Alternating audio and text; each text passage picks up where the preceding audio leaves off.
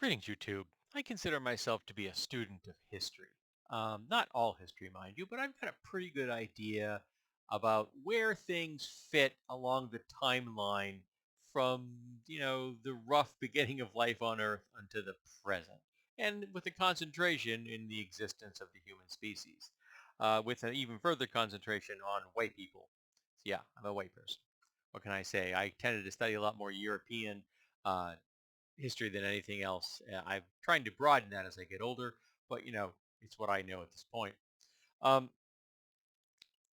and I didn't start out this way. When I was in high school, I read a lot of fiction, speculative fiction like science fiction stuff, a lot of fantasy, a little bit of espionage stuff.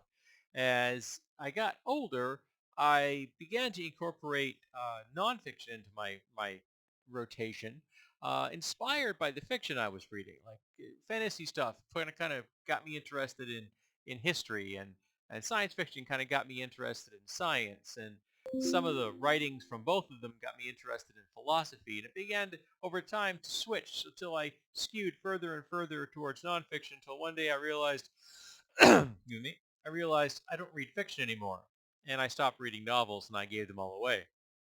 No, not all of them. I have one box left, I think, and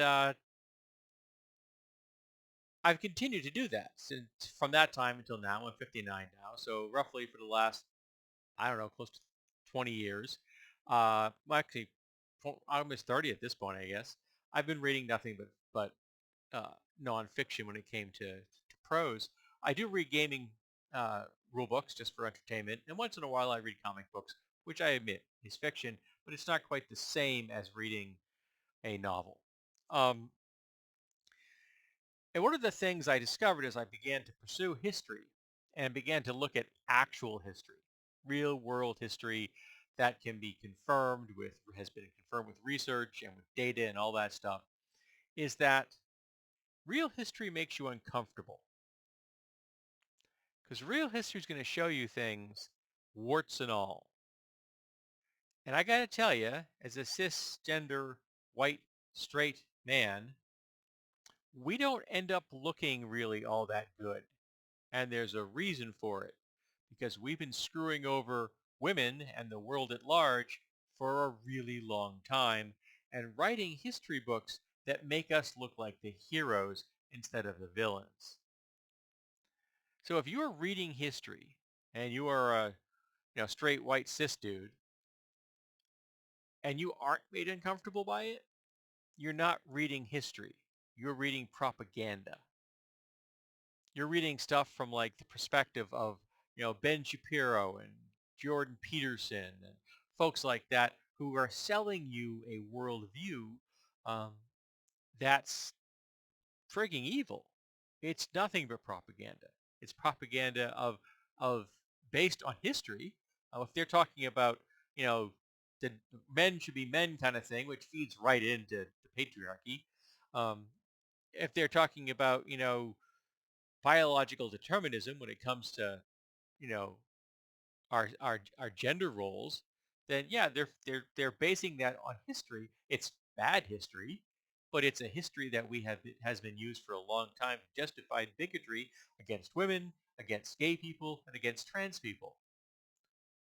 There was a time in science where they didn't know how heat was transferred, so they created an invisible fluid that would heat would move through this invisible fluid from one object to the next.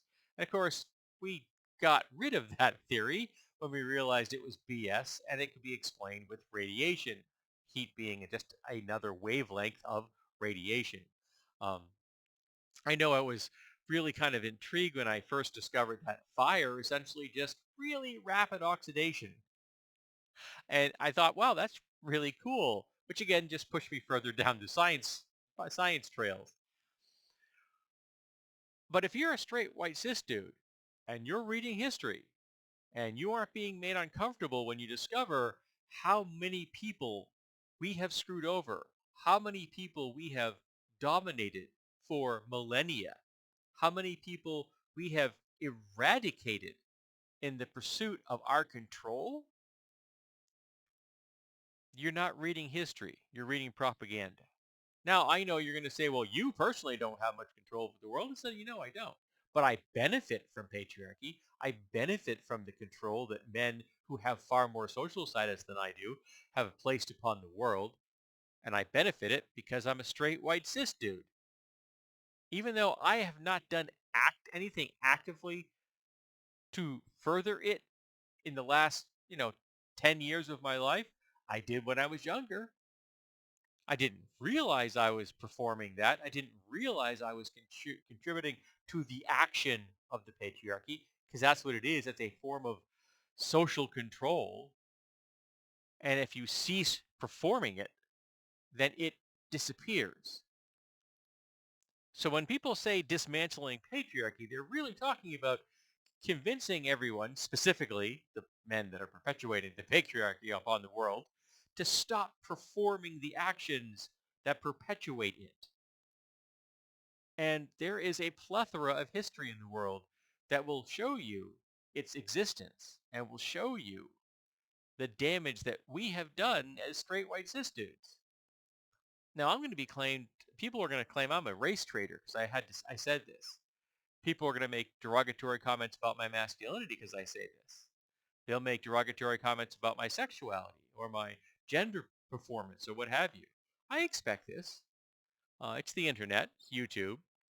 And if they do this, they'll go away. And that's not me being afraid of them because I'm not afraid of them any more than I'm afraid of the garbage that I throw out once a week when I empty the litter box. That I'm not afraid of the litter box contest. I just don't want that shit around me anymore. And I don't need the people that are going to make those kind of comments on my channel for this very same reason. I don't need their shit. Um, so read history. Learn about the world as it really is. And discover, if you're a straight white cis dude, how you have been complicit in harming others. And if you're not a straight white cis dude, learn about how we have screwed you over. Learn about how we have created institutions that are harming you and have always been harming you.